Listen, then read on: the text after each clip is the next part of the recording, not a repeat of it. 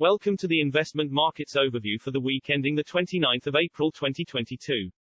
The cost of servicing the UK's £2.34 trillion public sector debt jumped by 77% to £69.9 billion over the past year due to rising interest rates. That's about £1 billion per million of the nation's population, which limits expenditure towards desperately required infrastructure improvements or the cost of living crisis. Meanwhile, new data published by the Stockholm International Peace Research Institute confirms that global military expenditures surpassed $2 trillion for the first time ever last year, including the UK's $68 billion. It was a 0.7% increase on 2020 levels and the seventh consecutive year of increased expenditures. With the United States spending 38% of the total $2.1 trillion in 2021. The US has spent 7.5 times more money on nuclear weapons than on global COVID-19 vaccine donations. Does this make you feel safer and richer? The overview includes the performance statistics for the main stock indices, which were mixed, as were sovereign bond yields and the commodities covered.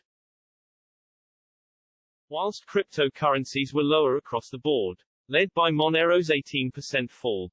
Meanwhile, our regional coverage includes the shocking miss for Q1 US GDP. Interesting results in respect of a UK housing survey. Whilst out east, Japan's trashing of the yen continues. The 25th of March 2022 publication of the Investment Markets Overview highlighted two currencies that deserved closer attention. The Russian ruble and the Japanese yen. You can peruse the overview via the link. The ruble is now 12% higher against the mighty dollar since the conflict commenced on the 24th of February, buoyed by its petrocurrency status. Meanwhile, the yen has crashed by 12%. Its near-total dependence on imported energy needs is partially to blame, but as frequently mentioned within the overviews, including this one, policymaker delusion plays a far greater part.